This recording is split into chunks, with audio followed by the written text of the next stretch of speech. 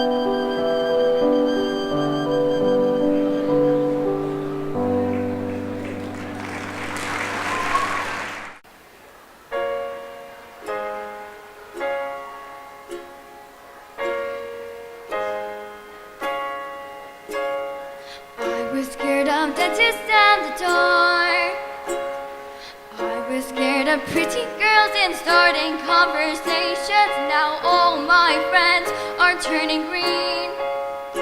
And you're the magician's assistant in their dreams. How whoa, they come unstuck. Lady, running down to the river tide, taken away to the dark side. I wanna be your left hand man. I love you when you're singing this song, and I got lump in my throat 'cause you're gonna sing the words wrong. There's this movie that I think you'll like. This guy decides to quit his job and head to New York City. This cowboy's running from south, and she's been living on the highest shelf.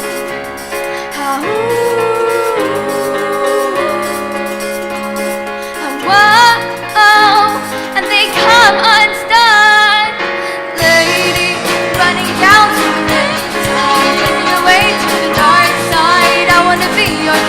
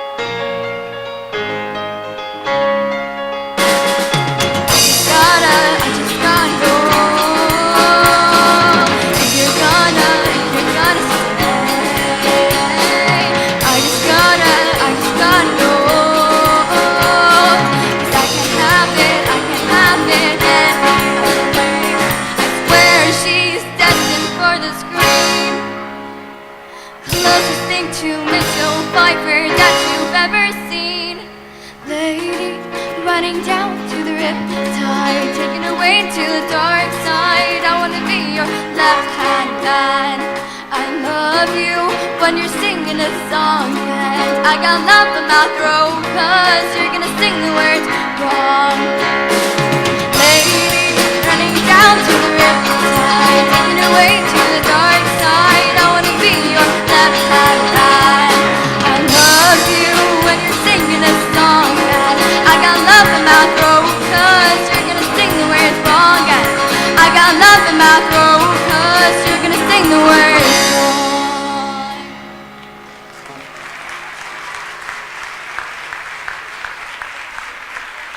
Good morning, everyone. Please stand for the national anthem of the state of Qatar. قسما قسما قسما بمن رفع السماء، قسما بمن نشر الضياء، قطر ستبقى حرة تسمو بروح الأوفياء. سيروا على نهج الأولى، سيروا وعلى ضياء الأنبياء. قطر بقلب سيرة عز وأمجاد الإباء. قطر الرجال الأولين، حماتنا يوم النداء، وحمائم يوم السلام، جوارح يوم الفداء. قطر الرجال الأولين، حماتنا يوم النداء، وحمائم يوم السلام، جوارح يوم الفداء.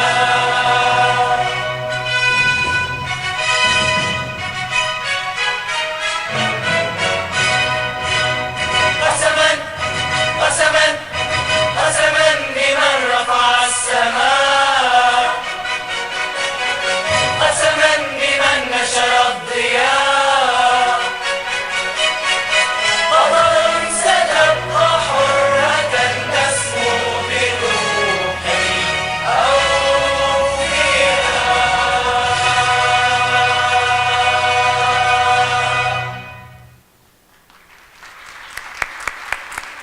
Dear parents, students, friends at the school, teachers, staff, Mr. Charlson and Mr. Mack, a very warm welcome to the class of 2018 graduation ceremony. The class of 2018 are truly internationally minded, with 26 different nationalities amongst 55 students from across the globe. They have between them spent over 300 years at the school. They have a compelling sense of humour, are lifelong inquirers, and have remarkable creativity and a vibrant passion for life. Having contributed so much to the school, they will be greatly missed. Please welcome them.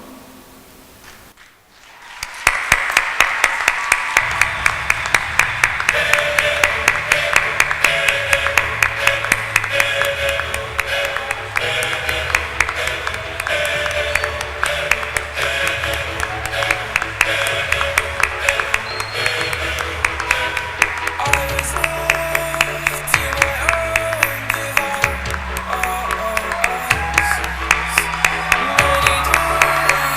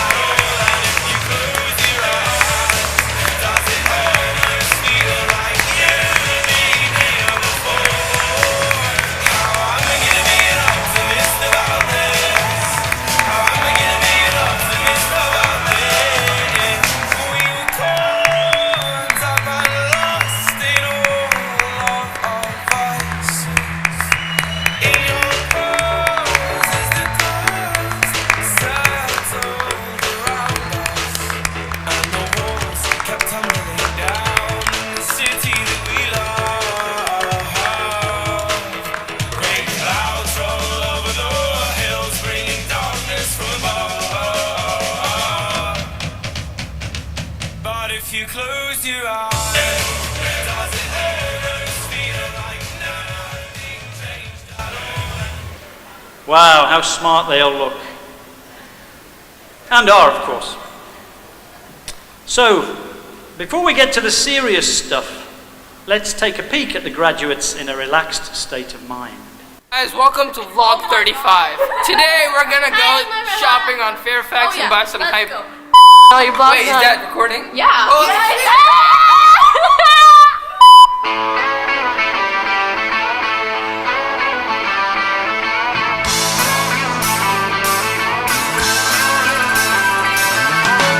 No one told you that was gonna be this way.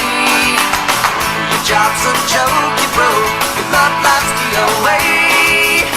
It's like you're always stuck in second gear, when it hasn't been your day, your week, your month, or even your year. But I'll be there for you when the rain starts to fall. I'll be there for you like I've been there before. I'll be there for you 'cause you're there for me too.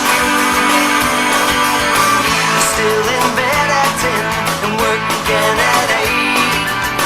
You burned your breakfast so far, things are going great.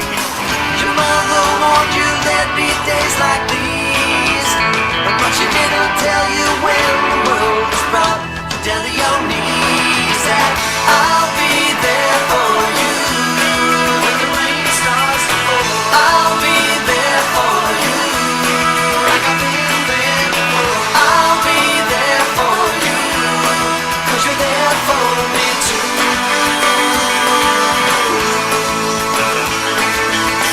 No one could ever know me, no one could ever see me, since you're the only one who knows what it's like to be me, someone to face the day.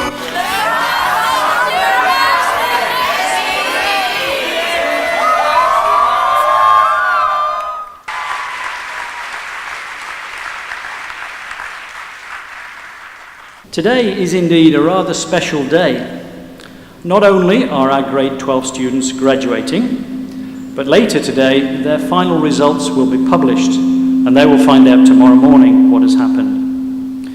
The IB diploma results have always been posted to diploma coordinators on July the 5th or 6th for every year that I can remember. In fact, 25 years ago to this day, I was awaiting my first set of diploma results as a teacher. Since then, back in 1993, fueled by globalization, the IB as an organization has changed significantly. Its growth strategy, enabling it to spread across the globe, to invade cultures and challenge ethical practices with its innovative approach to learning. Over the 25-year period since I started, terms like EE, TOK and CAS have now become very familiar. And the IB has grown over 800%.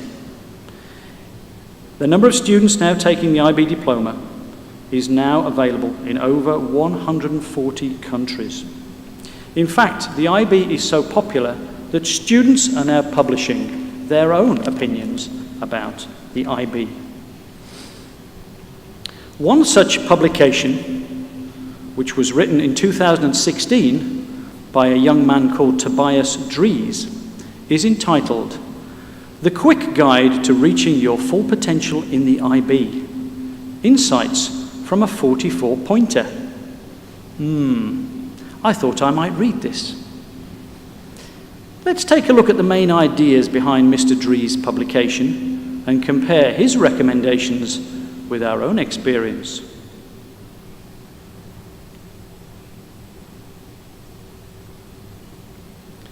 He writes the last few months of the IB were the most intense moments. I'm sure that all students would agree with the author's initial statements. These last few months probably have been rather intense. Well, perhaps not July and June so much, but before that it was rather intense. Let's see what else Mr. Dries has to say. CAS, Creativity, Action, Service.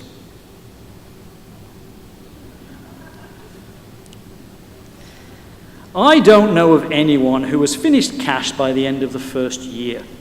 Is it even ethical?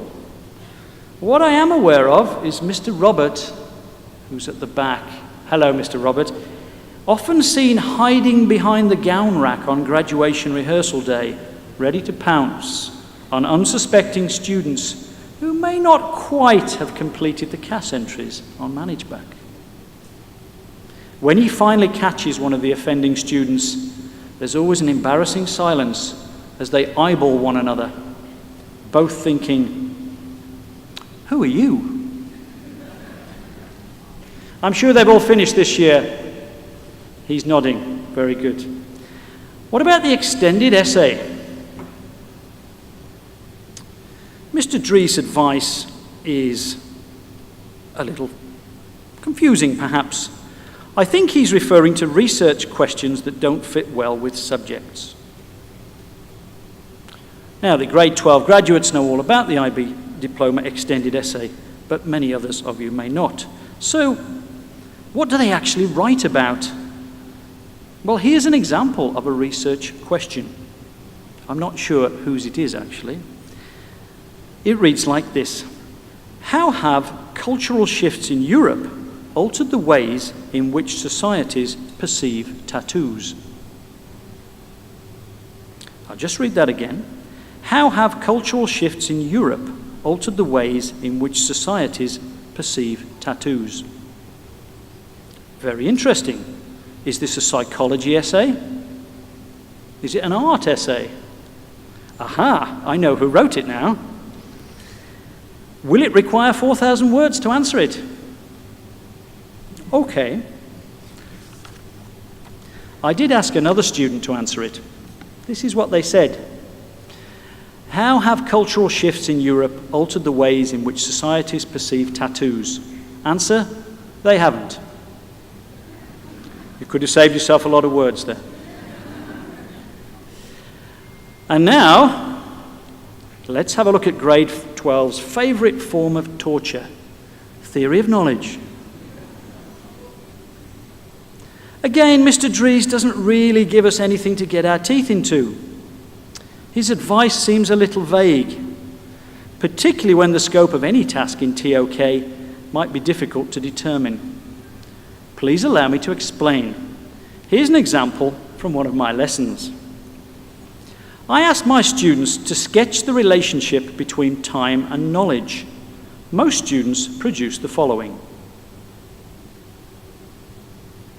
I hope some of them recognize this.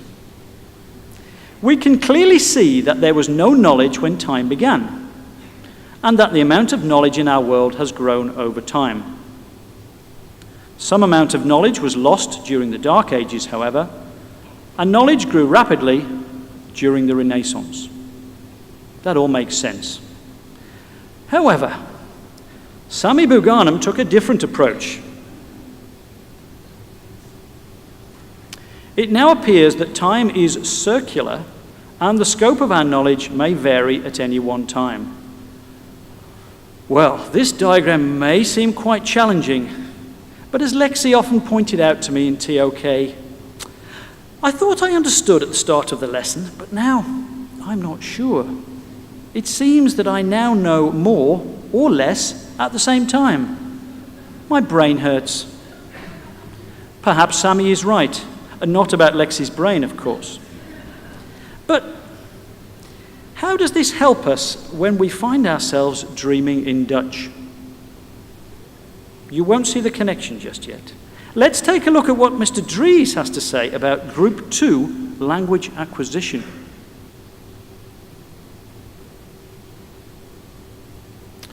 So he claims the likelihood of getting a 7 increases to at least 95% if you achieve the following thing. But what could it be? And how does this connect to Sami's diagram?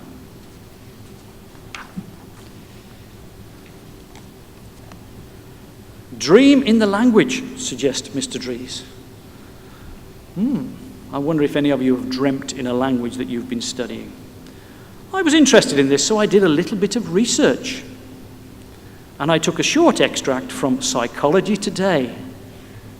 Apologies to Miss Isherwood for using such a dodgy source. And this is what I read. The other night, I dreamt that people were speaking Dutch. Not odd in itself, except that I'm not even semi-fluent in Dutch. How did I know it was Dutch? In my dream, I just knew it was. So was my brain making up something that sounded like Dutch? Or was it repeating things I'd heard from Dutch friends? In an article titled In Your Dreams by a professor called Stephen Dutch, oddly enough, he states that you don't necessarily need to be very fluent to dream in another language. According to Dutch, dreams seem to be no more than random memory dumps. Which leads to the conclusion that dreaming in Dutch could have been either my brain making up something that sounded like Dutch, or it was using phrases stored way back in my memory. Or both. It's difficult to tell.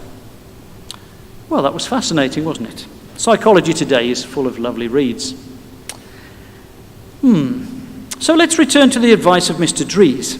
Perhaps we can conclude that if you are going to write your extended essay in Dutch, make sure that you consult Sammy's Law beforehand, so that when you dream about it, you will know if this has increased your level of knowledge or not. I bet you're loving a bit of TOK, aren't you? You thought you'd escaped. Even on graduation day, we won't let you get away with it. Okay, but that's enough brain ache for now. Let's blow out the cobwebs with our very own rock band, formerly known as the Inhalers, who might, according to Aqlan, become the Exhalers, with Avicii's Waiting for Love, the school band. Woo!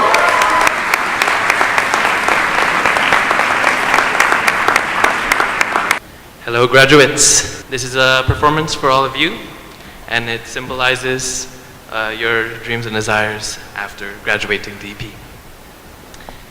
Hope you enjoy.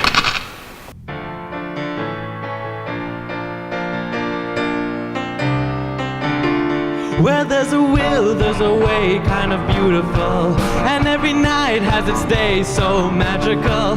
And if there's love in this life, there's no obstacle. No, we can't be defeated. For every tyrant, a tear for the vulnerable. In every lost soul, the bones of a miracle. For every dreamer, a dream, we're unstoppable. No, we can't be defeated. Monday left me broken. Tuesday I was through with hoping. Wednesday my empty arms were open. Thursday waiting for love, waiting for love. Then the stars on Friday, burning like a fire gone wild on a Saturday. Guess I won't be coming to church on Sunday.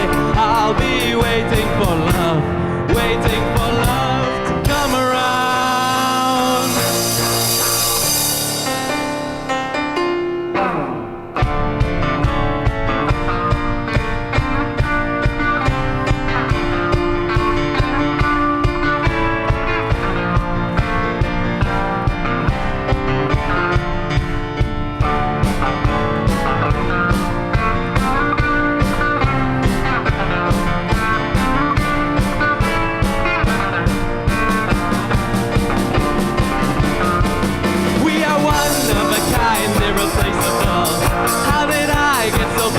So cynical. If there's love in this life, we're unstoppable. No, we can't be defeated. Monday left me broken. Tuesday I was through with open. Wednesday my empty arms were open. Thursday waiting for love, waiting for love. Next the stars is Friday, burning like a fire gone wild on a Saturday. Yes, I won't be coming to church on Sunday. I'll be waiting for love, waiting for love to come around. Take it away, Nicola.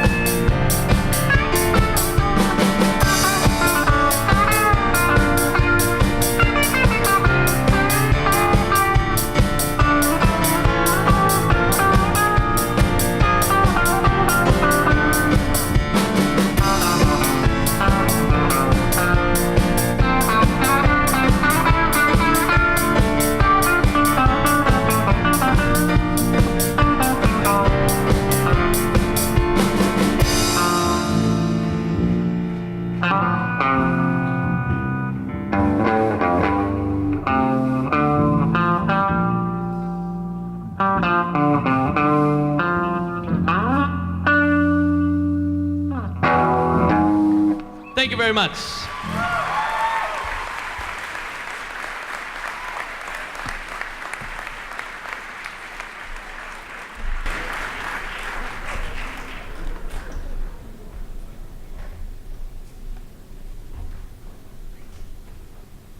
Thank you, guys. That was great. Okay, and now I would like to invite Mr. Monk to the stage to present 3 special awards. First of all, we have the Cass Award. The Cass Award is presented to a student who has demonstrated excellence in all 3 strands of the Cass program. This year's recipient is a young lady who always has a smile on her face and an opinion to share. The award goes to Nourin Iqbal.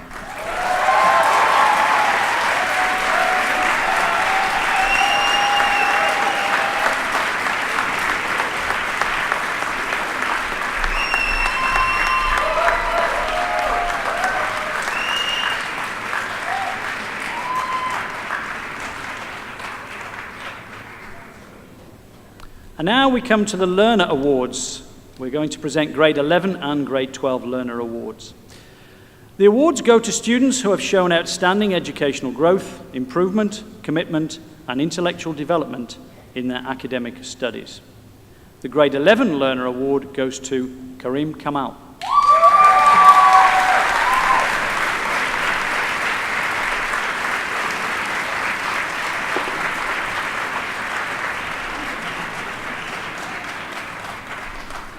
And in Grade 12, it is my great pleasure to present the award to a very deserving student. This particular student is very deserving and not at all disturbing. A very deserving, I'll do that again, deserving student who has grown immensely as a learner in her time at ISL Qatar. The award goes to Lalifat Punchuan.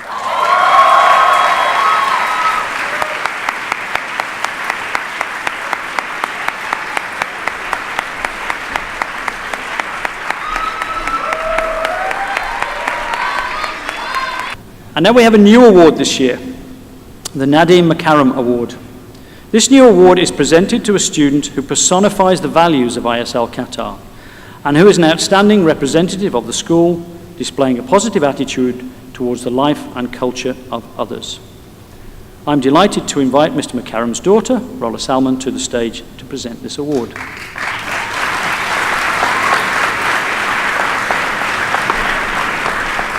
And the award goes to Marzia Foglietti.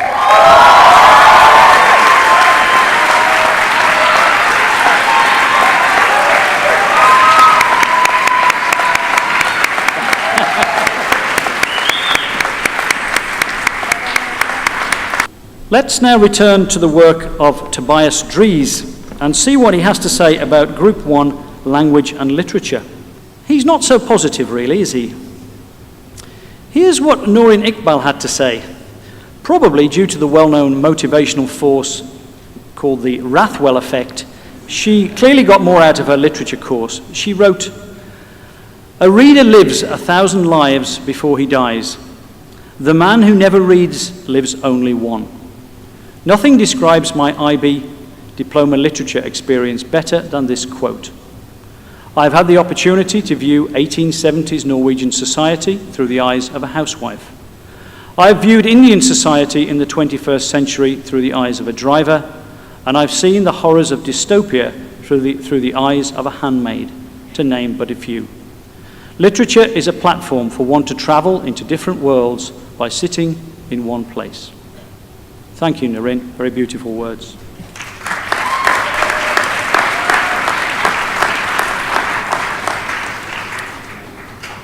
Mr. Dries, it seems, was also not really inspired by his humanities teachers. I particularly was interested by his final statement, "Psychology is the IB subject where rote learning works best. You do not play to win, but not to lose." Well, I've asked Miss Isherwood and Miss Besford to respond to these comments. For once in their lives, both of them were clearly lost for words. I am still waiting for a response. Can you imagine two silent humanities teachers? Let's move on to the sciences. Perhaps Mr. Dries was more of a scientist than a writer. This one really intrigued me. The IB wants you to be a chemist, biologist, or physicist. The key is scientific intuition. Do not try to get a 7, but try to be a scientist. I was really intrigued by the statement, do not try to get a 7, and compared it to Einstein's comment about the importance of imagination. I thought about this for days, but I couldn't really picture what this might look like in an exam. So what do you do when you really have no idea about something? You might go to those two precious websites that often provide us with so much wisdom. There's Ask Hughes or Ask Ria. Ask Ria said, to rate imagination and knowledge in important seems comparable to the question, what came first, the chicken or the egg? You require some fundamental knowledge to utilize your imagination to discover new knowledge or establish unseen connections. But is it imagination that is the stimulus to knowledge itself? It's a vicious cycle. Perhaps knowledge is the past, imagination the future, and it is some amalgamation of the two that forms the present. Sounds a bit like Sammy's law. I found that useful, but it didn't really tell me much about what to do in an exam, so I went to Ask Hughes. And Ask Hughes gave a much more practical approach, as you will see. A second identical ball is placed at the bottom of the bowl, and the first ball is dropped so that the height from the horizontal is equal to 8.0 meters. Really? I think I need to be a scientist to do this. Okay. Yes, young Hughes. Can I have some more paper, please? Yes, of course, there we are. Thank you.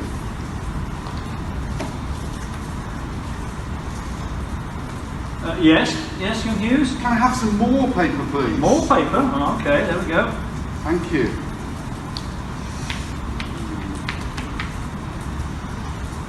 Can I have some graph paper, please? Now you need graph paper. I Yes, do, I okay, do. Yes, Thank okay. you, thank you. Yes, young Hughes. By any chance, would you have some goggles and a lab coat I could use? Goggles and a lab coat. I know, unusual. After 25 years in the IB, no one has ever asked for goggles and a lab coat. But all scientists wear them. They do. And you are special. Let me see. I'll check with Miss Burkett. She's not here. I'll make a decision.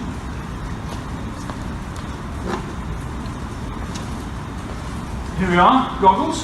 Thank you. Protect my eyes. And a lab coat. I'll just check the pockets. I have my calculator, it's fine. Oh, okay, fair enough. Okay, let's answer the question.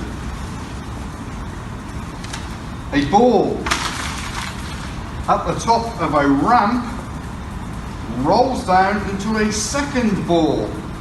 I need a second ball. Calculate the velocity at the bottom. If I have a stopwatch, my independent variable is the height, my dependent variable will be the speed that it rolls down and the time that it takes. Fantastic. I've answered the question as a scientist.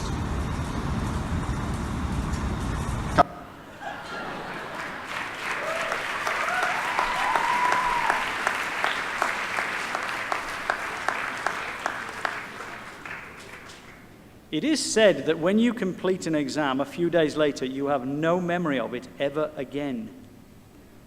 Everyone's nodding at me, so nobody recognizes that question. But it was from this year's paper. Not to worry. It is true then. Your memory is wiped clean, so that's why we shouldn't do exams. That's off script, sorry over there. I'll come back. Right, just 2 groups left. Group 5, mathematics, my favourite group. What does Mr. Dries have to say about this?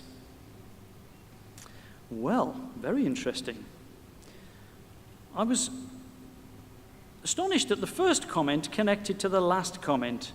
Rewiring your brain to think flexibly will make the difference between a grade 6 and a 7. Okay.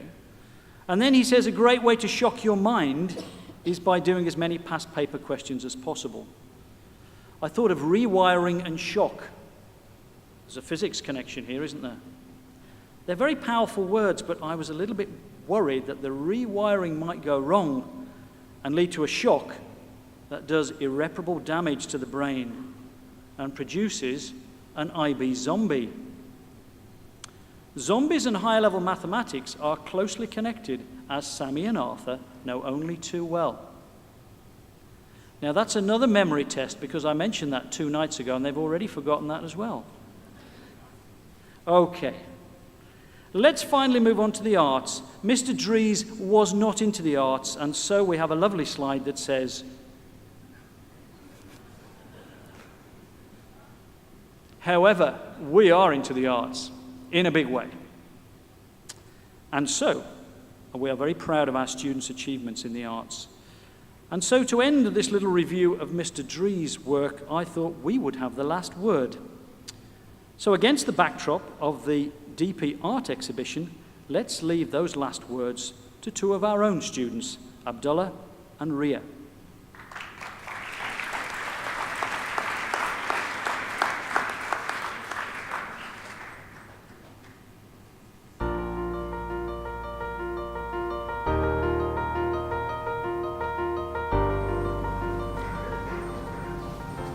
Hi, my name's Abdullah, and I'm going to tell you about my IBDP experience. It all started towards the end of the 10th grade, when I had to pick my 6 distinct diploma program subjects. For higher level, I decided to go with chemistry, geography, and English. As for standard level, I went with math, physics, and Arabic B. This provided the perfect balance of science and art, which was exactly what I was looking for.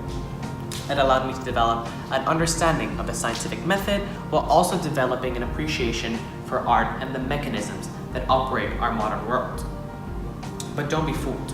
Your IBDP experience does not stop at these 6 subjects.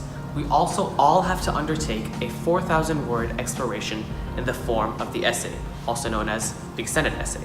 For me, I decided to combine my passion for feminism and my interest in literary analysis and develop the question, how does Ernest Hemingway represent women in his short stories? I got to work really closely with my EE supervisor, who happened to be my English teacher, and which allowed me to challenge my preconceived notions and really develop a newfound appreciation for art. On top of the EE and on top of your 6 subjects, we also all have to undertake creativity, activity, and service projects. In that light, I joined my school's MUN club in the capacity of a delegate, and then later on in the capacity of an executive team member who ultimately helped organize the 4th annual MUN conference. My peers and I also saw a niche for a debate club, and we got full support from the school leadership to start this debate club and engage with our school community.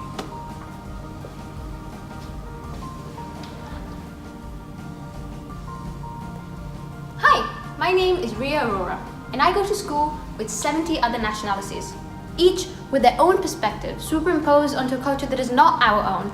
My studying here offers valuable insight into a world neither black nor white. My best friend is from the Czech Republic. My favorite teacher is Turkish. He aprendido español para 5 años. We're all different. Our beliefs, our opinions, the languages we speak, our ways of doing, thinking, knowing, being. And we don't just tolerate our differences.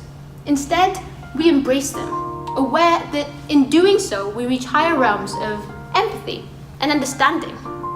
I truly believe that I've developed an insatiable desire for learning, in understanding that there is so much to understand. Oh hey, Abdullah! Oh, hi, I was just looking at this great art piece. It is cool, but you know what my favorite is? That piece right there. So, you going to university then? Yeah, in the UK, hopefully. Oh, did you not consider maybe going to your home country right here? I mean, I did, but I really think studying abroad would offer me a greater chance to finding myself in the greater world, you know?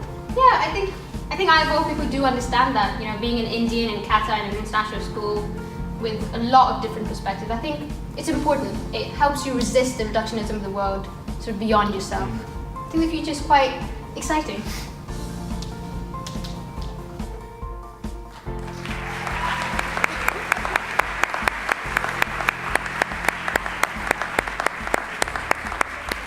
And now it's time, and actually I've just realised that I don't have a box of Kleenex with me, but of course it's time for Mrs. Burkett to come and share her often tear-jerking thoughts on the class of 2018.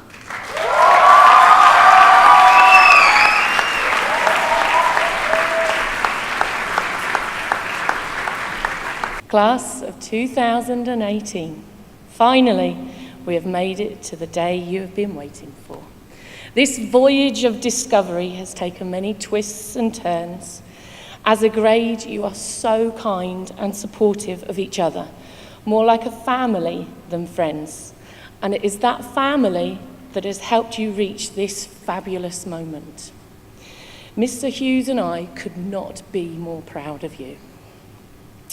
At the International School of London, Qatar, we pride ourselves on our culturally diverse community.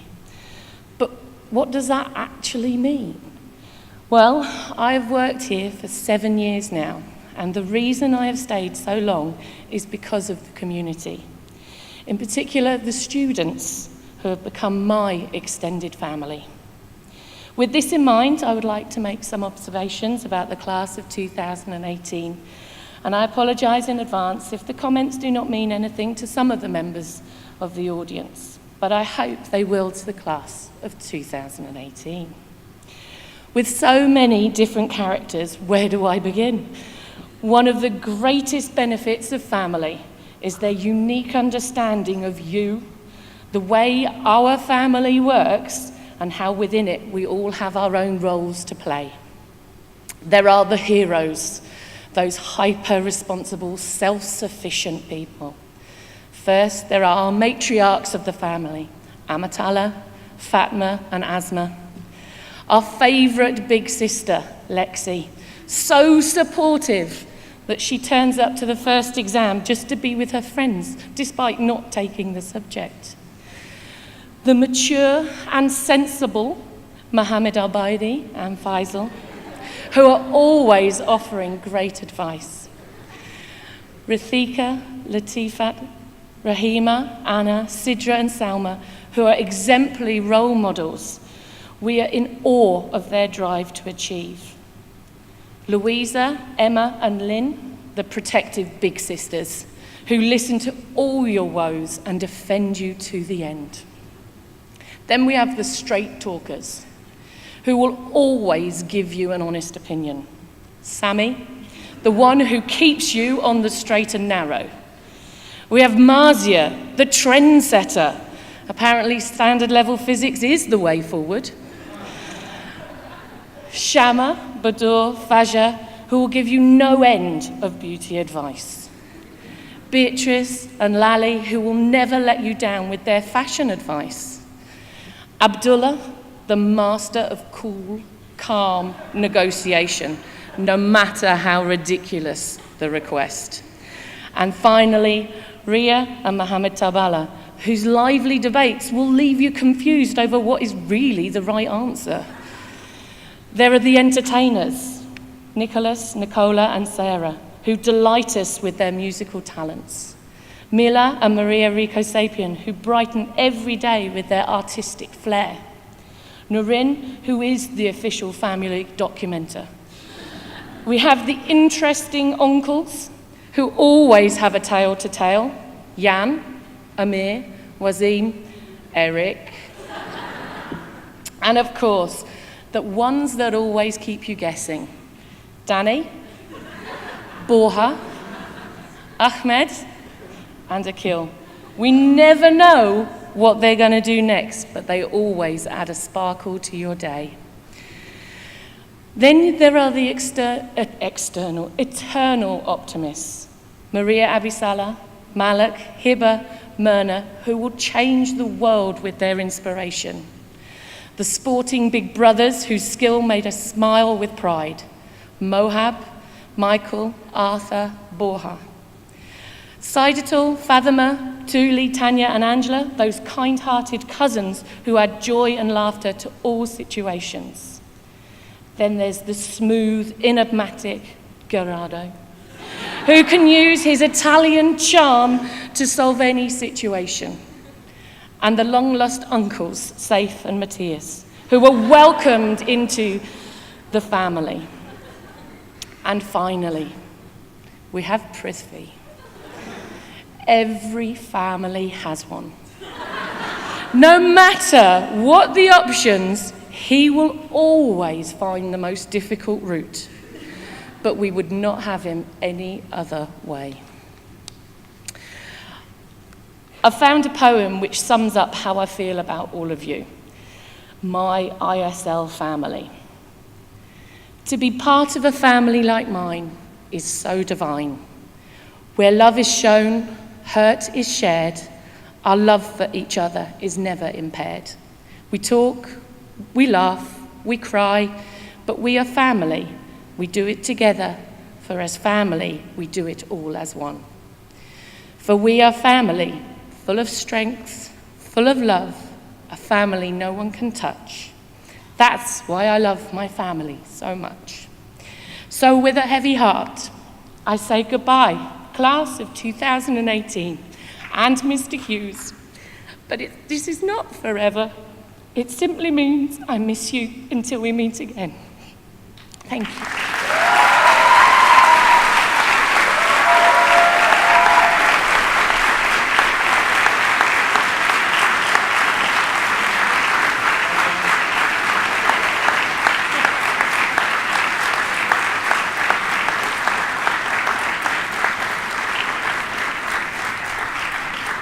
And now we have a visual memoir of some of the exploits of our graduates. Here's a short video of their story at ISL Qatar.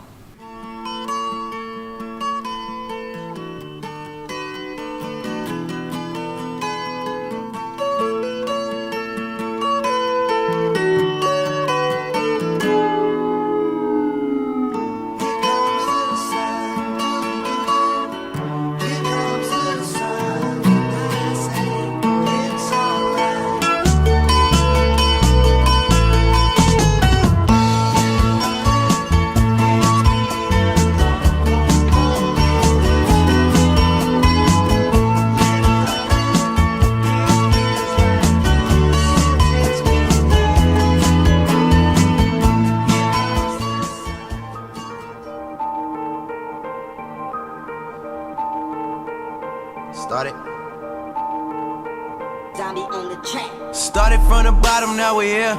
Started from the bottom, now my whole team here. Started from the bottom, now we're here. Started from the bottom, now the whole team here. Started from the bottom, now we're here. Started from the bottom, now my whole team in. Started from the bottom, now we're here. Started from the bottom, now the whole team here. I done kept it real from the jump. Living at my mama's house, we'd argue every.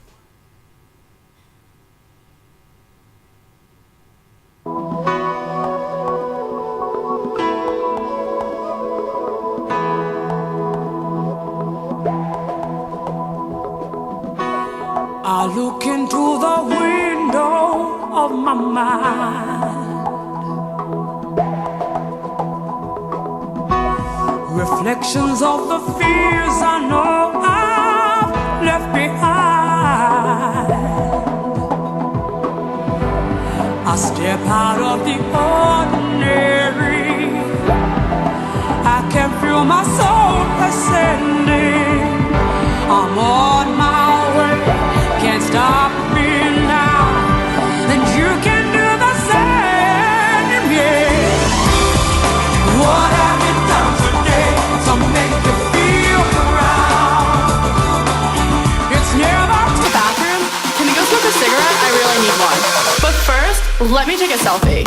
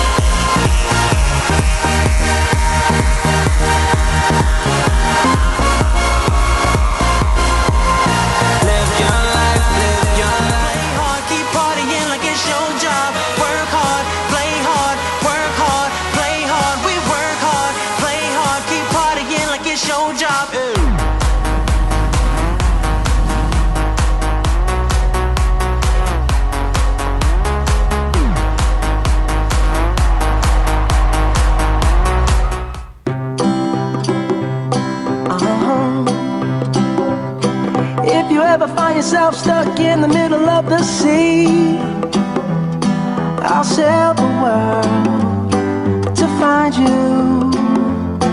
If you ever find yourself lost in the dark and you can't see, I'll be the light to guide you.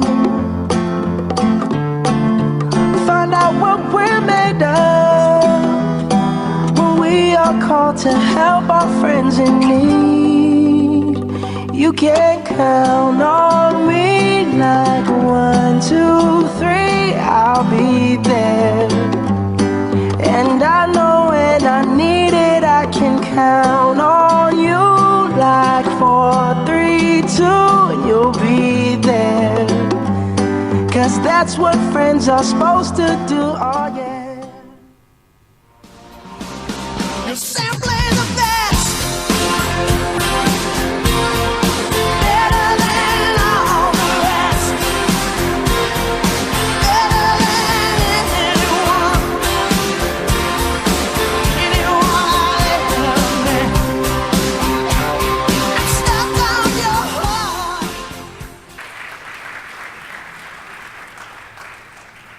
And now it's graduation time. The grade 12 homeroom teachers will now present the graduates of the class of 2018. Maria Abisala.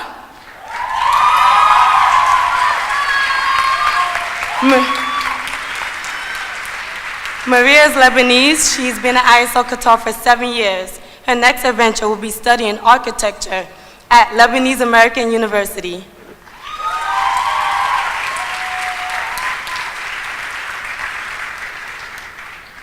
Malaka Fani.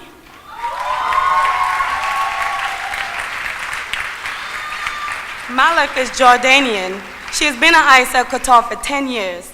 Her next adventure will be studying graphic design at Virginia Commonwealth University here in Qatar.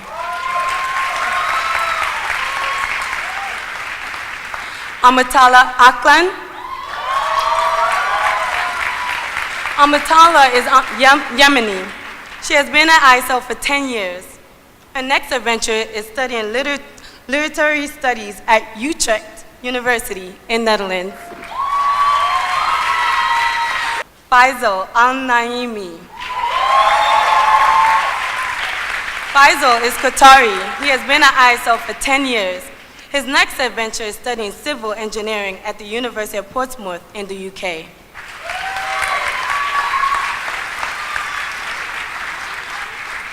Fatima Al-Kabaisi. Fatima is Qatari. She has been at ISL Qatar for 4 years. Her next adventure is studying medicine at Weill Cornell Medical College here in Qatar.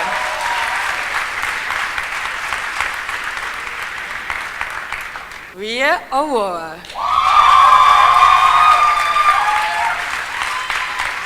Ria is Indian. She has been at ISL Qatar for 7 years.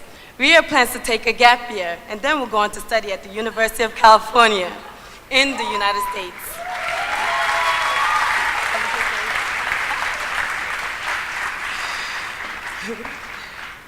Sami Buganam.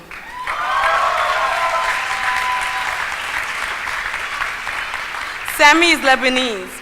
He's been at ISL Qatar for 8 years. His next adventure is to study computer science at Brown University in the United States.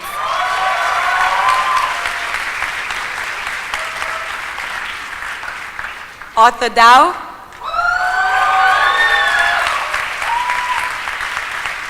Arthur is Brazilian.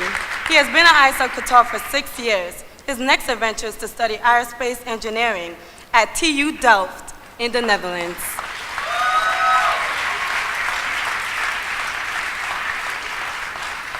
Daniel Corrales Gonzalez.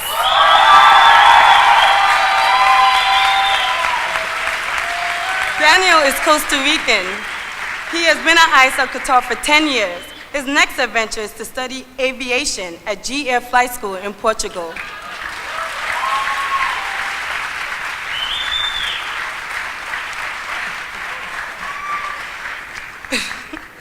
Tulahanyo Motawu. Tuli, South African. She has been at ISO Qatar for 2 years. Her next adventure is studying business management at Wits University in South Africa.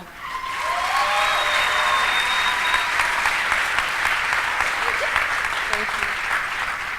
Fatima Nori.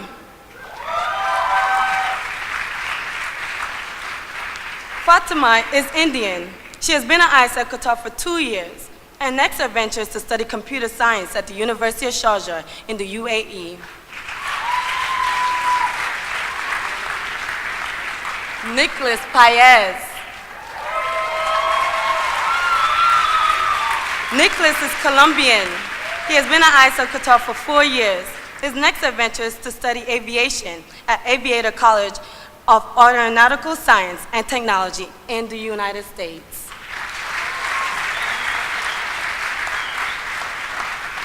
We have Anna Power, but unfortunately Anna Power could not be here today. But Anna Power is British. She has been at ISO Qatar for 2 years, and her next adventure is to study medicine at the University of Buckingham in the UK.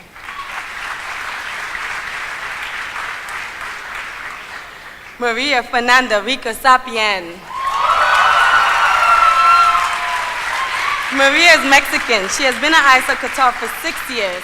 Her next adventure is to study theater and performance at the University of Leeds in the UK.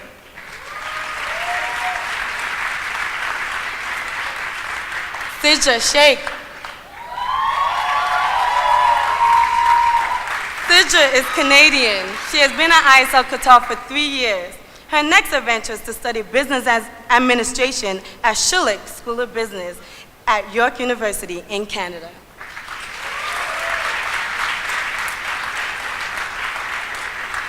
Amir Wapatu. Amir is Indian. He has been at ISO Qatar for 2 years.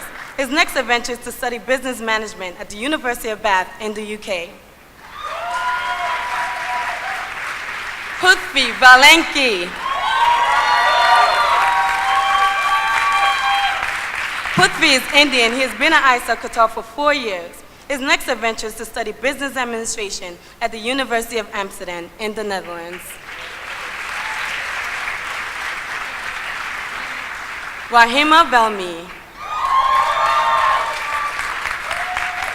Rahima is Pakistani. She has been at ISO Qatar for 2 years. Her next adventure is to study finance at McMaster University in Canada.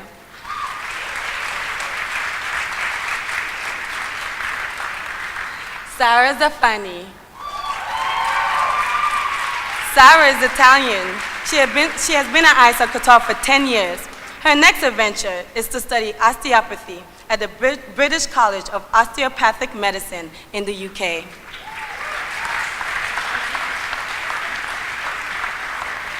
Thank you. Mohammed Al-Abaidli. Mohammed is Qatari. He's been at ISL Qatar for 2 years, and his next adventure is to study computer science at the University of Liverpool in the United Kingdom.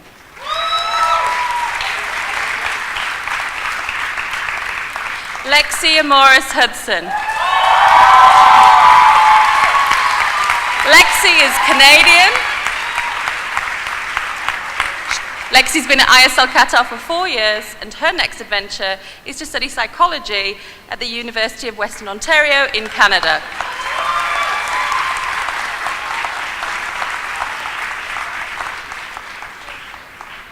Latifat Baremo. Latifa is Nigerian. She's been at ISL Qatar for 3 years, and her next adventure is to study applied science at the University of British Columbia in Canada.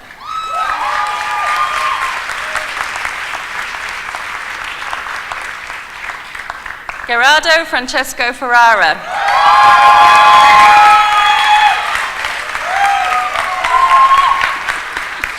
Gerardo is Italian. Gerardo has been at ISL Qatar for 3 years, and his next adventure is to study aviation at G Air Flight School in Portugal. Marzia Foyetti. Marzia is Italian. She's been studying at ISL Qatar for 9 years, and her next adventure is to study economics and business economics at Utrecht University in the Netherlands.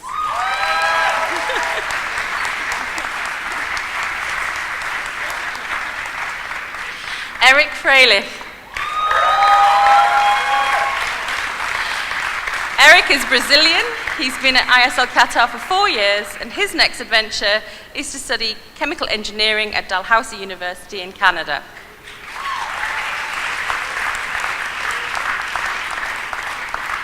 Myrna Ganina.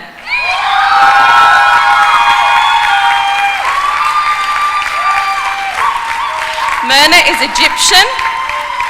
She's been at ISL Qatar for 9 years, and her next adventure is to study film studies at the Queen Mary University in the United Kingdom.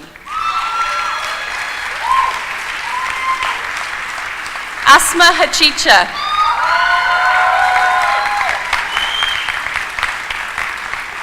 Asma is Tunisian and German. She's been at ISL Qatar for 9 years, and her next adventure is to study dentistry at the University of Freiburg in Germany.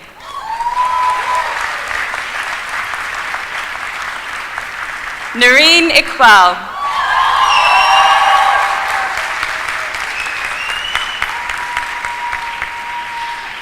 Noreen is from India. She's been studying at ISL Qatar for 9 years, and her next adventure is to study media marketing at the Asia Pacific University of Technology and Innovation in Malaysia.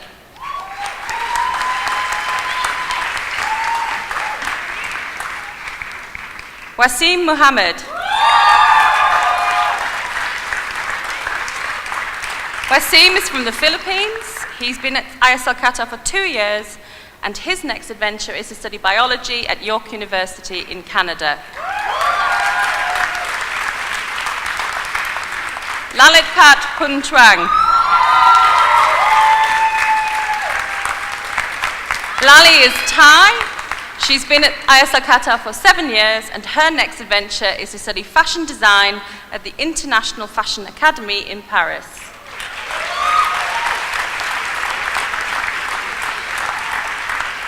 Beatrice Scarano. Beatrice is Italian. She's been at ISL Qatar for 6 years, and her next adventure is to study fashion marketing and communication at the European Institute of Design in Milan.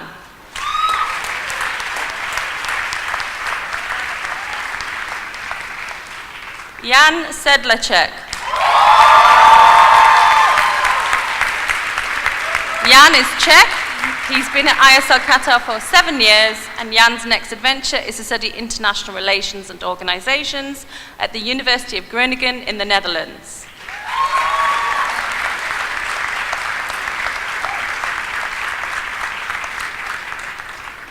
Mohammed Talbala.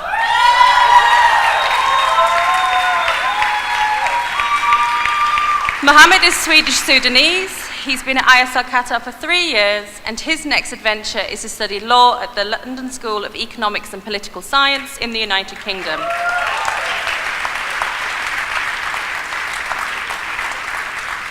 Salma Tufaha. Salma is Jordanian. She's been at the school for 8 years, and her next adventure is to study pharmacy at the University of Petra in Jordan. Ahmed Yusuf.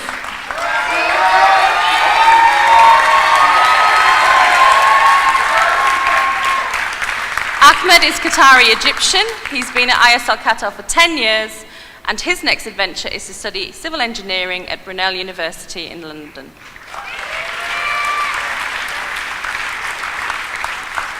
Saidatul Zahida Zairin. Saidatul is Malaysian. She's been at ISL Qatar for 6 years, and her next adventure is attending the European Aviation School in Barcelona.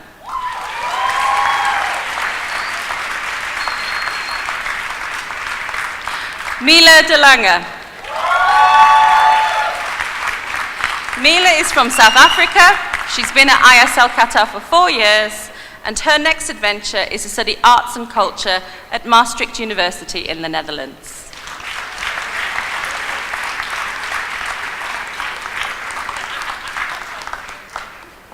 Hiba Al-Falah. Hiba is Jordanian. She's been at ISL Qatar for 2 years, and on her next adventure she'll be studying bioengineering at the German Jordanian University of Jordan. Shama Al-Kabi. Shama is Qatari. She has been at ISL Qatar for 9 years, and on her next adventure she'll be attending a foundation year in Qatar.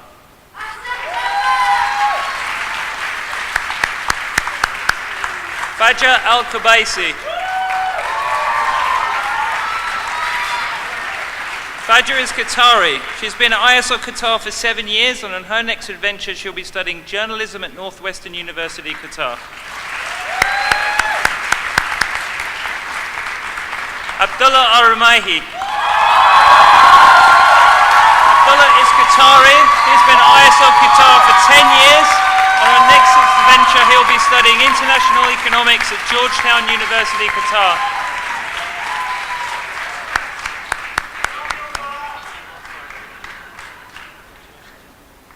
Badur Al-Salate.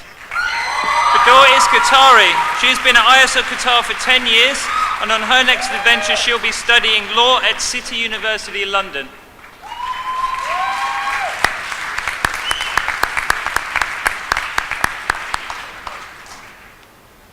Louisa Augustine.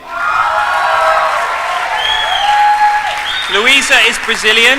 She has been at ISL Qatar for 8 years, and on her next adventure she'll be studying business administration at international relations at IE in University in Madrid.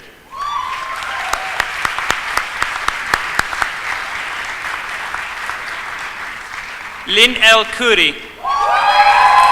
She has been at ISL Qatar for 9 years, and on her next adventure she'll be studying performance production at Ryerson University, Canada.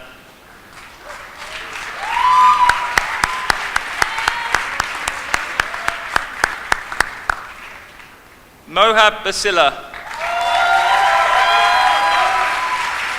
Mohab is Egyptian. He's been at ISL Qatar for 4 years, and for his next adventure he'll be studying engineering.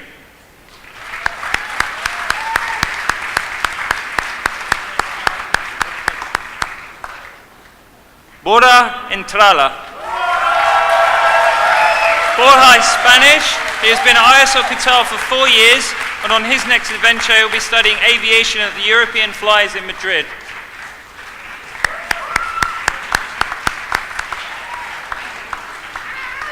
Marius Etzberger. He has been at ISL Qatar for 1 year, and on his next adventure he'll be studying geography at Trent University in Canada.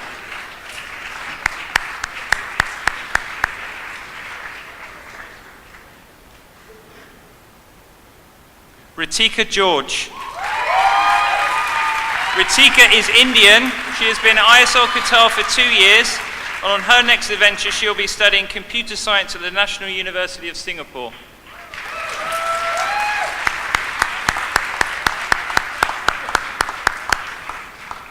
Marie Emma Hugendorn.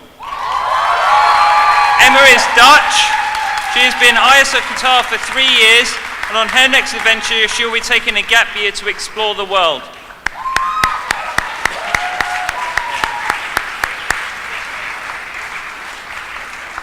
Tanya Khadija. Tanya is Indian. She has been at ISL Qatar for 2 years, and on her next adventure she'll be studying law at Middlesex University in Dubai.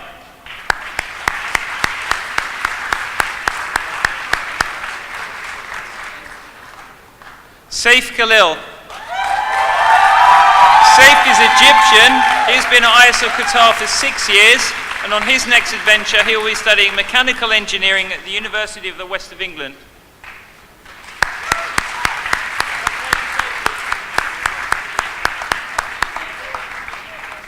Michael Nasser. Michael is Lebanese. He has been at ISL Qatar for 9 years, and on his next adventure he'll be studying mechanical engineering at the University of Edinburgh.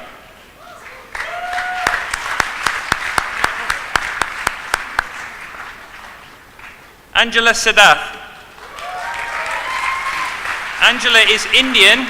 She has been at ISL Qatar for 2 years, and on her next adventure she'll be studying business management at the University of Aberdeen, Qatar.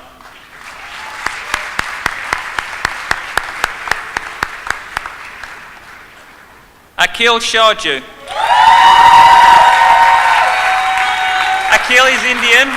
He has been at ISL Qatar for 2 years, and on his next adventure he'll be studying media, culture and communication at Liverpool John Moores.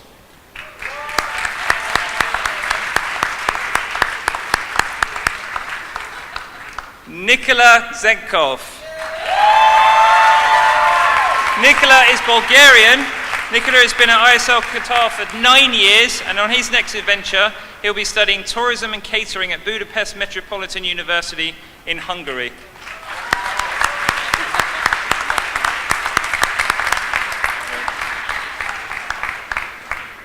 So our event today would not be complete without a performance from a student who has graced the stage at major school events so many times before.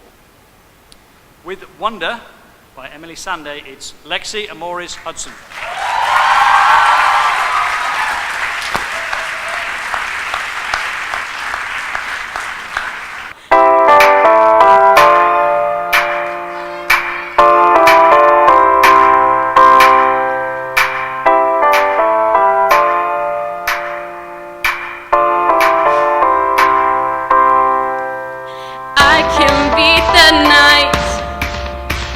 I'm not afraid of thunder. I am full of light. I am full of wonder. Oh, no, I ain't falling under.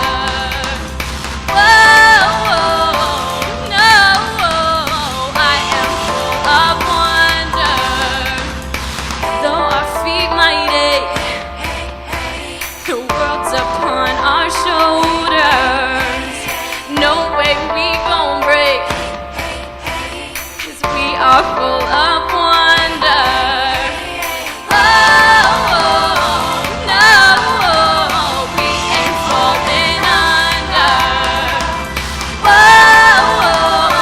no, we are full of wonder. Ready? This light is contagious. Go tell your neighbors, just reach out and pass it on. Ooh yeah, this light is contagious. Go tell your neighbors, just reach out and pass it on.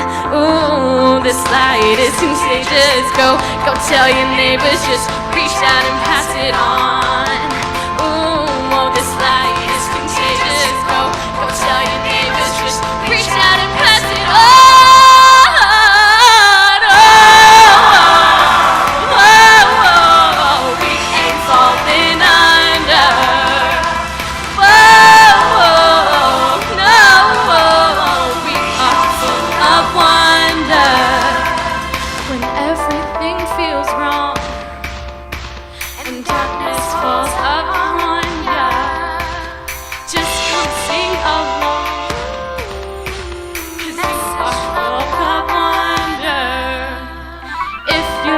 Turns blue, I want you to remember that this song is for you, and you are full of wonder. Whoa, no, we ain't falling under. Whoa, no, we are full of wonder. Ready, last one.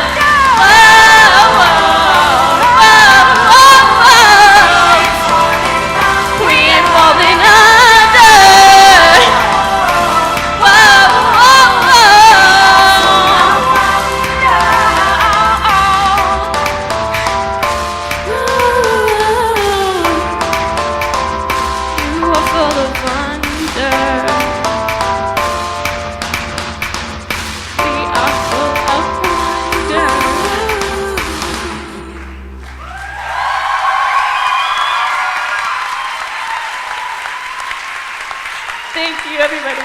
I love all of you.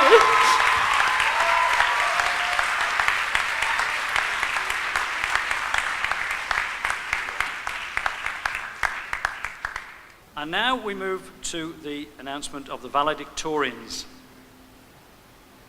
I will ask our two valedictorians to look back on their time at ISL Qatar and forward to their future dreams. They have been selected in recognition of attaining the highest academic standards, making outstanding contributions to the school, and for being exemplary representatives of their graduating class. I would like to invite Mr. Monk back to the stage to present the valedictorians with their awards, and then we will hear what they have to say. The valedictorians are Jan Sedlacek and Amatallah Aqlan.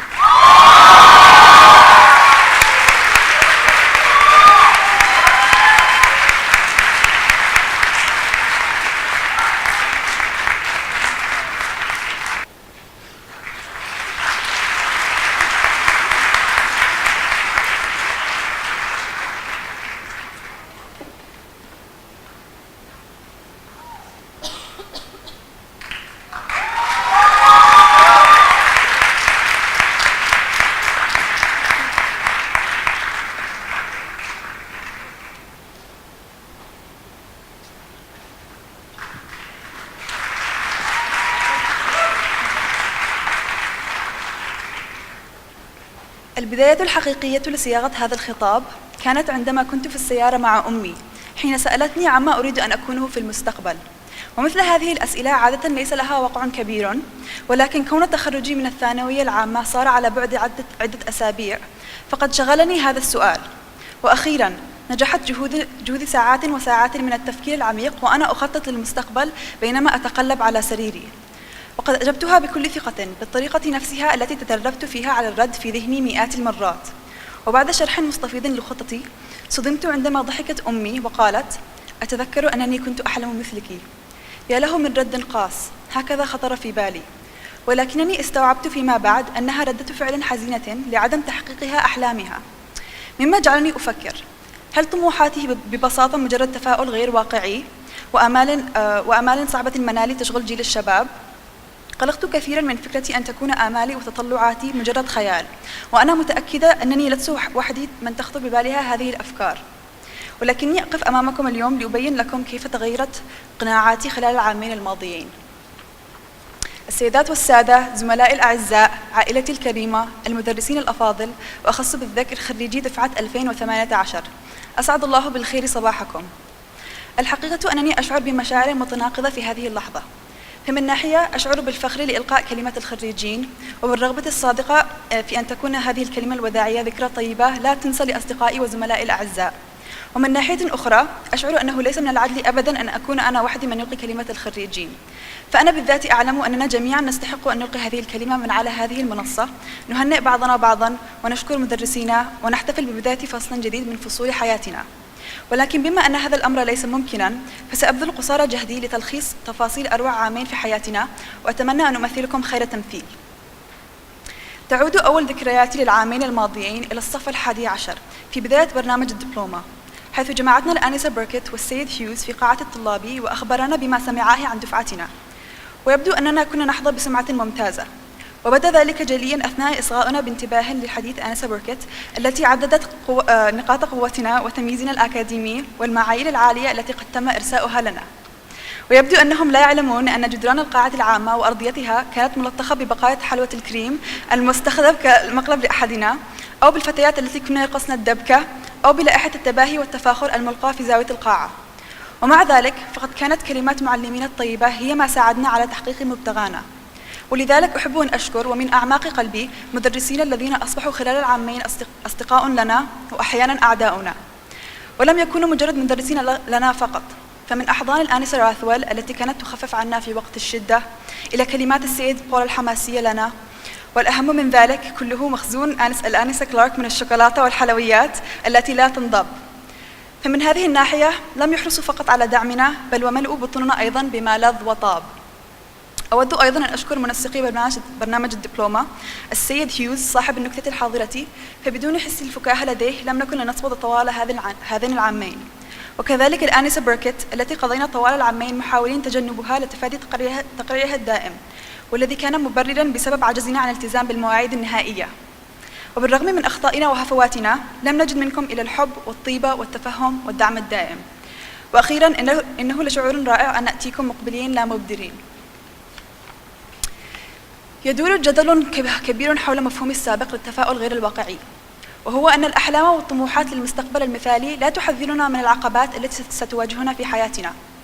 ولم أجد أفضل من برنامج الدبلومة كحل لهذه المعضلة، حيث لم يدخر برنامج الدبلومة أي عقبة إلا وألقاها في طريقنا. فمثلا إعادة كتابة المقالات ذات 4000 كلمة، أو إعادة العروض التقديمية لنظريات المعرفة، أو قمع الرغبة العارمة في تزييف تفاصيل النظام الاقتباسات الأكاديمي.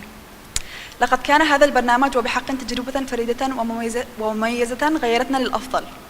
أستطيع أن أقول هذا بكل ثقة، لأنني أمضيت 10 سنوات طويلة في مدرسة لندن الدولية، وذلك منذ اليوم الأول لافتتاحها.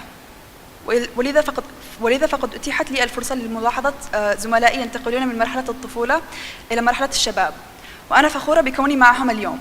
فمثلا سامي بوغانم أتذكره كمدمن لألعاب الفيديو في الصف الثامن، أسس مؤسسة خيرية اسمها خطوة بخطوة في الصف الثاني عشر لمساعدة المحتاجين للملابس والأحذية. وريا أورورا التي انضمت إلينا في الصف السادس كطفلة خجولة وخائفة، أصبحت في الصف الثاني عشر رئيسة مجلس الطلاب وعضو الفريق التنفيذي لMUN، وبشكل رئيسي المتحدثة الرسمية لمدرسة لندن الدولية. وأخيرا وليس آخرا، هناك الإنجازات التي اعتبرناها من المسلمات. مارتسيا التي واجهت صعوبة بالغة منذ اليوم دخولها المدرسة، لأنها لم تكن تعرف كلمة واحدة باللغة الإنجليزية، والتي في الصف الثاني عشر أخذت مادة اللغة الإنجليزية في أعلى مستوياتها. وفي الختام، لا أرى نفسي في موضع ناصحة لكم، لأنني أنا نفسي أتوجس من المستقبل. وبدلا من ذلك سأنقل لكم كلمات الكاتب الشهير باولو كويلو في روايته الكيميائي: إذا كنت ترغب بشيء من أعماق قلبك، ستتضافر كل جهود الكون لتساعدك في تحقيق هدفك. وأنا لا أملك ذرة شك في أننا جميعا هنا قادرون على تحقيق أحلامنا، وأننا نملك الذكاء الكافي لمعرفة أن ذلك لن يكون سهلا. ولذا أتمنى لكم من كل قلبي كل التوفيق والنجاح، ونحن ننتقل إلى المرحلة التالية في حياتنا. وفي هذه الليلة وأنا مستلقية على سريري أحلم أحلام اليقظة، سأتمنى أن تثبتوا أنني كنت محقة. والسلام عليكم ورحمة الله وبركاته.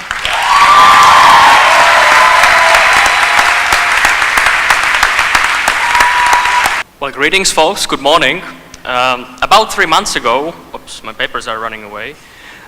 When we had our graduation photos taken, Ms. Burkett advised us on the clothing that the graduates should opt for so we don't literally bake inside our gowns. Didn't help much. But it reminds me of a really cheesy joke, and it's too good not to share. So let me actually kick off in the way that some of us dealt with our IB-induced depressions. Ready for this? Why did the stadium get hot after the game? Because all the fans left.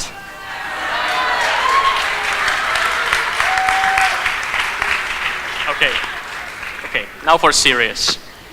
Good morning, ladies and gentlemen, boys and girls, esteemed guests, teachers, parents, and of course, fellow graduates of the class of 2018. In an attempt not to replicate the scene of a dormant class after my engaging, fun, and rather informative history presentations, I've elected to keep my speech on the shorter end of the spectrum. After all, speeches are not about long and windy introductions, it is the conclusions that truly matter. Once again, a warm welcome to the graduation of the class of 2018.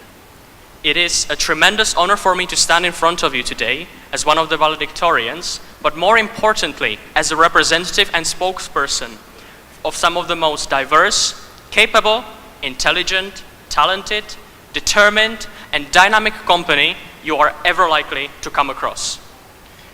Now, what is it that the class of 2018 has in common with civil rights activists, the likes of Maya Angelou, writers such as J.K. Rowling, and scholars such as Ibn Sina?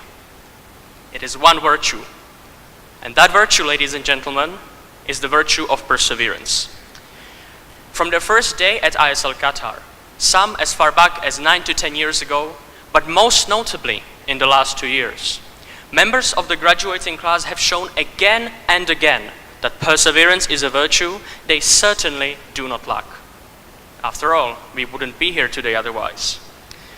Whether it be completing that IA, writing the draft of an extended essay, sitting through 6 hours of essay-based exams in one day, rehearsing, acting, doing their cast reflections on time, not skipping Tuesdays, as well as crashing each other's cars, eating my food, and turning a language class into sociology and economics in Spanish.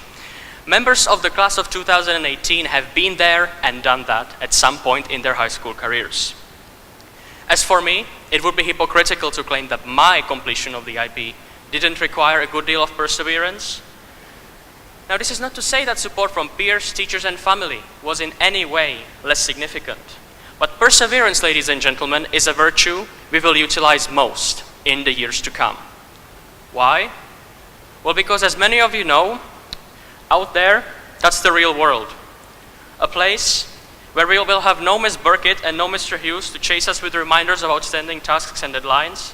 A place where not knowing the law of the land is not an excuse. A place where we will all be forced to leave our comfort zones and get onto our own 2 feet. And it will be perseverance, and perseverance only, that will allow us to learn from our mistakes, overcome hurdles, and eventually achieve wisdom. Now, don't get me wrong.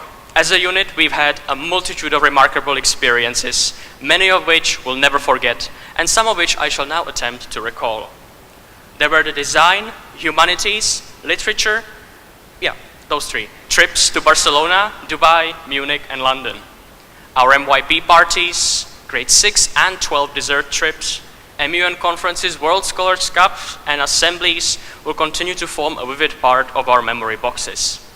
As will competitions, sports tournaments, and various artistic, community, and theatrical projects, all of which are examples of undertakings that we together excelled at.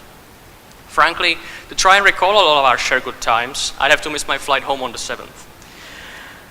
None of this, of course, would have been possible without some very special individuals.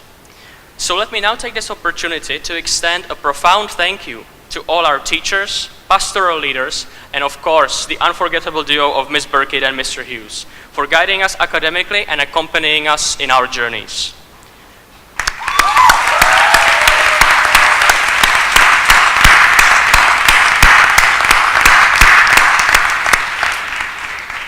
Thank you to all members of the support staff, security guards, cleaners, and drivers for helping to make our learning environment a safe and comfortable one.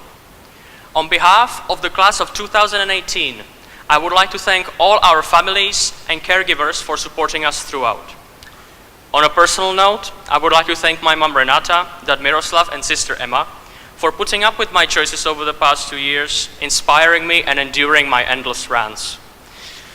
And of course, I must acknowledge the role that members of the graduating class have played in each other's lives, whether it be supporting one another, shaping who we are as individuals, forming lifelong bonds, or also learning important life lessons as a result of our interactions.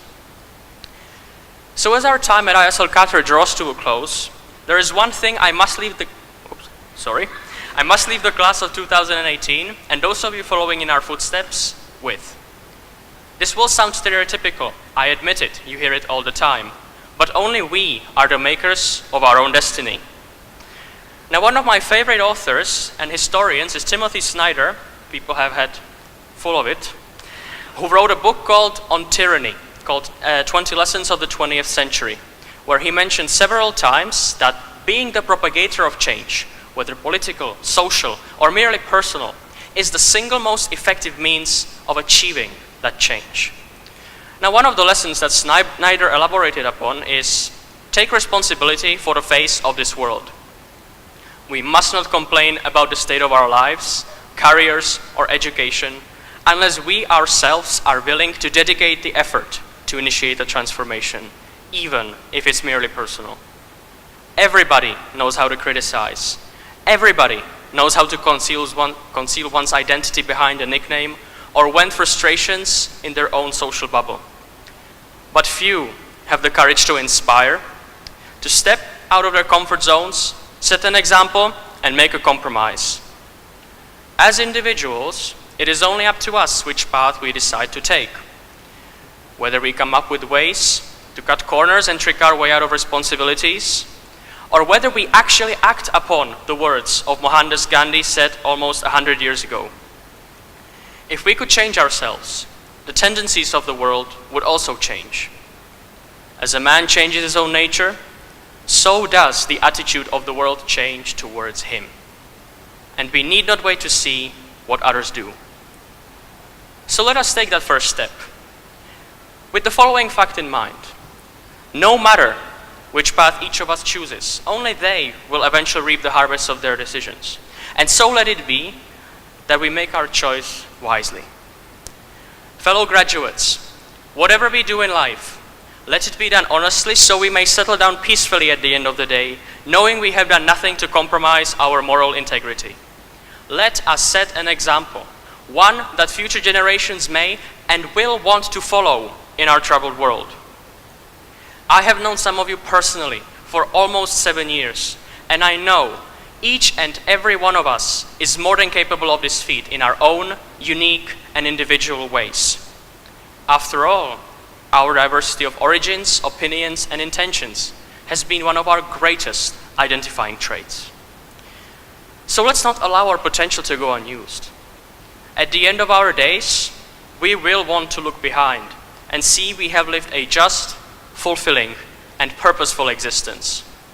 And I ask of you, what better thing can we do than to start living that life today? Thank you.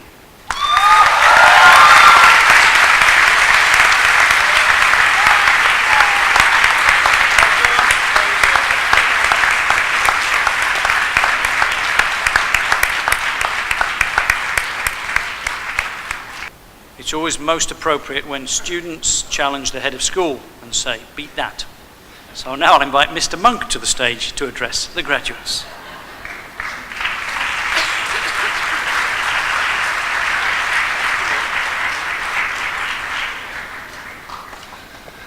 Yeah, thank you very much, Mr. Botting.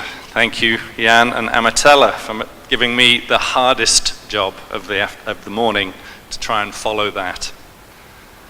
I'll do my best. I will let you into a little secret that there was a moment of panic at the side of the stage a little earlier when we realized that Miss Thomas had walked off with my speech. So I thought I was going to have to make it up, but hopefully with the words that I have to say, you'll see quite a lot of connection there with the speeches of Amatallah and Jan. I will start off by letting you know that it was Gary Trudeau who stated that graduation speeches were invented largely in the belief that outgoing students should never be released into the world until they've been properly sedated. Class of 2018, in an attempt to keep you from drifting off, I'm going to set you a challenge. And whenever I mention the word graduates, I would ask you to stand up. And just to make sure that the audience is also awake, I'm going to ask you to give them a big round of applause. This way I can check that I've got all of you still with me. Mr. Botting asked that I offer some advice for the future, which of course will make a lasting impression and most certainly change the course of your life. Hopefully, if you listen to the words that I have to say and those of Amatallah and Jan, it could make a difference. Graduates,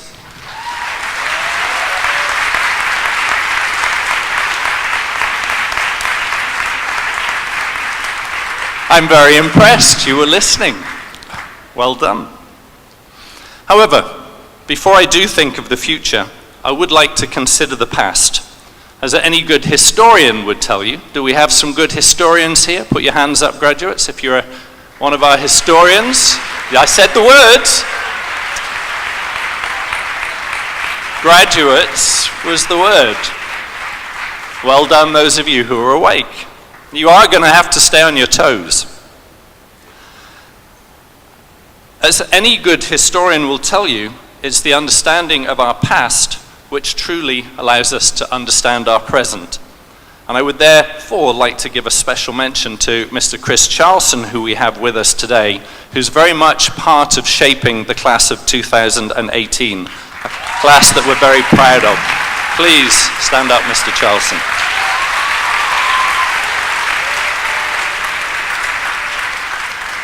It's not always easy to see him standing up, he's quite small.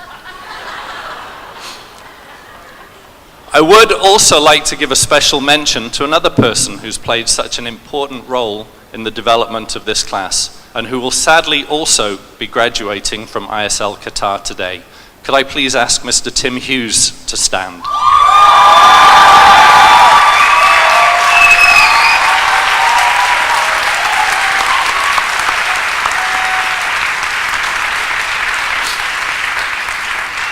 So, to the future. And I'm going to start with a message that I read recently, delivered by an author, Eric Barker, the author of Barking Up the Wrong Tree, How to Be Awesome at Life.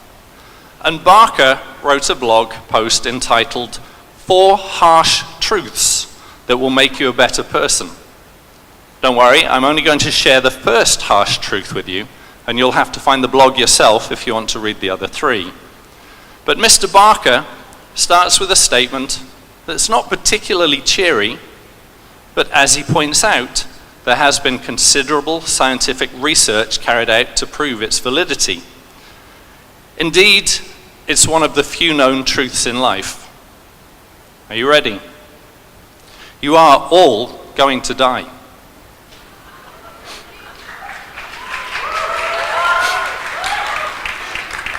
But he goes on to say, we all know it, but we sure don't live like we know it. We act like there will always be another day, another year, and then, when you reach my age, you wonder where the time went. Because thinking about death is scary, so we try and avoid it usually. But actually, and surprisingly, the scientific research journal Science Daily tells us thinking about death can actually be a good thing.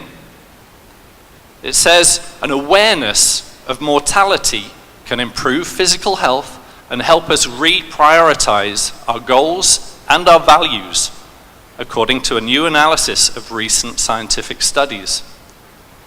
And Barker continues, let's face facts. And you'll recognize this, I'm sure. How much do you get done without a deadline? Well, we all have one. The date's a little fuzzy, but rest assured, there is one. And if we didn't have death, we'd all spend our entire lives procrastinating, like, I'll get to that the next century. But the reality is, you get about 30,000 days, and then you're done.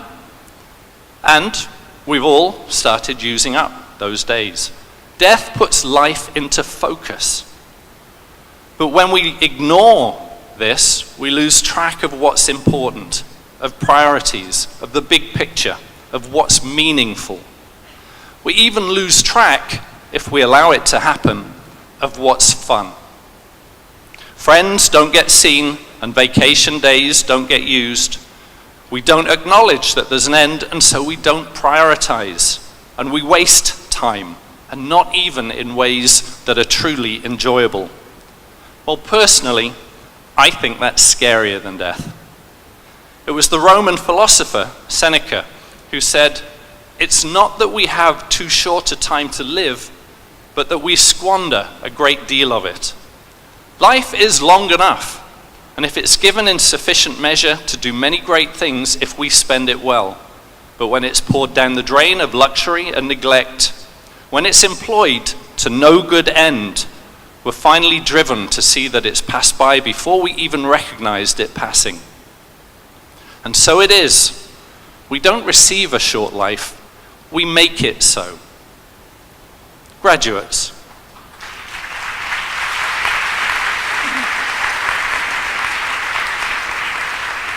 The audience were actually ahead of you there, graduates.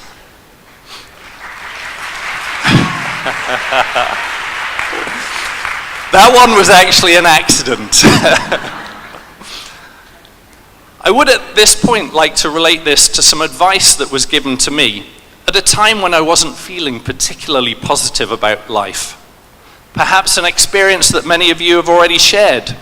A stage in my life where I would wake up every morning and say to myself, I wish I didn't have to go to school this morning.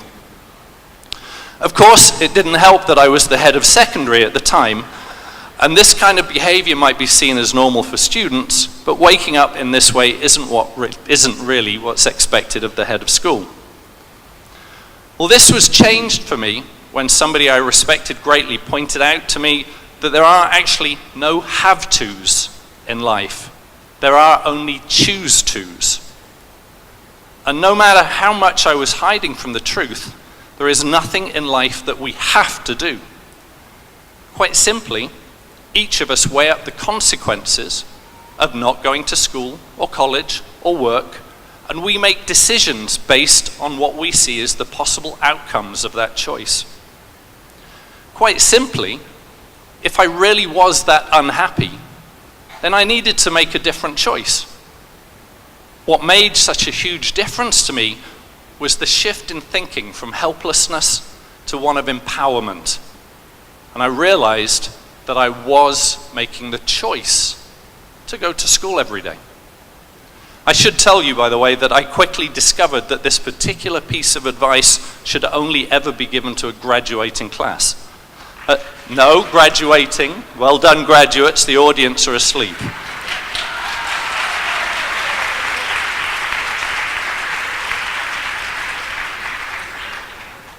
I once made the mistake of sharing this with the grade 12 students earlier in their final year, and they decided as a group that they were not going to come into school the next day.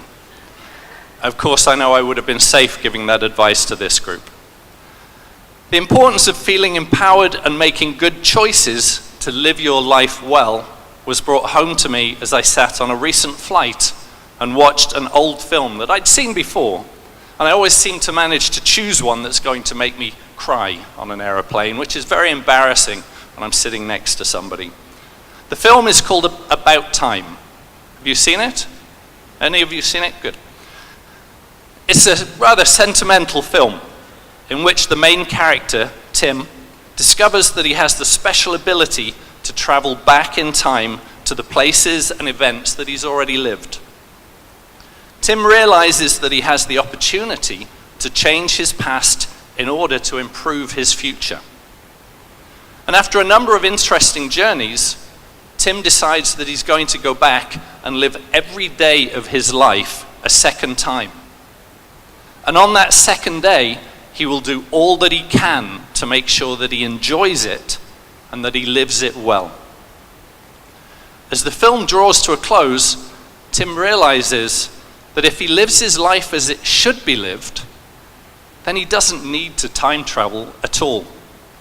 And he makes the closing statement. I've learnt my final lesson. I try to live every day as if I've deliberately come back to this one day to enjoy it, as if it was the full final day of my extraordinary life. We are all traveling through time together, and all we can do is relish this remarkable life. It was, of course, a film, and we have to remind ourselves constantly that we're not blessed with the ability to live every day twice, so we have to make every day count. To bring my message to you to a conclusion, I'd like to share a poem with you called To Risk by William Arthur Ward. To laugh is to risk appearing the fool. To weep is to risk appearing sentimental. To reach out is to risk involvement. To express feelings is to risk exposing your true self. To place your ideas, your dreams before the crowd is to risk their loss. To love is to risk not being loved in return. To live is to risk dying. To hope is to risk despair.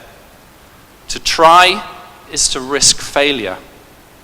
But risks must be taken, because the greatest hazard in life is to risk nothing.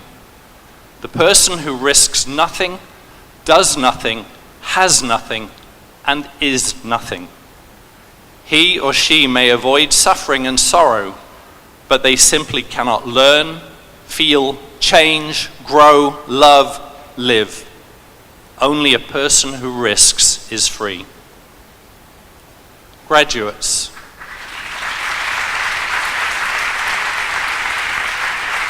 and stay standing. I hope that you achieve all in your lives that you wish to, that you live your lives well, and that your dreams come true. Thank you.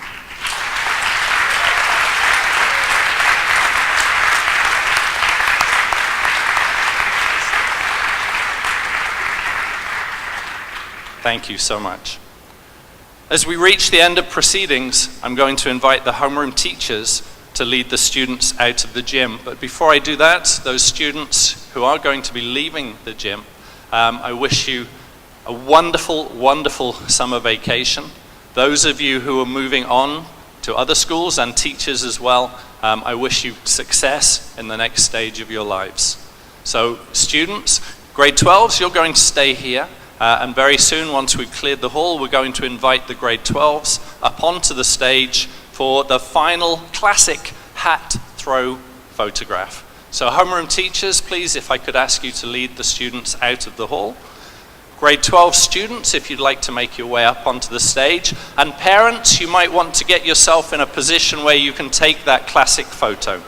1, 2, throw!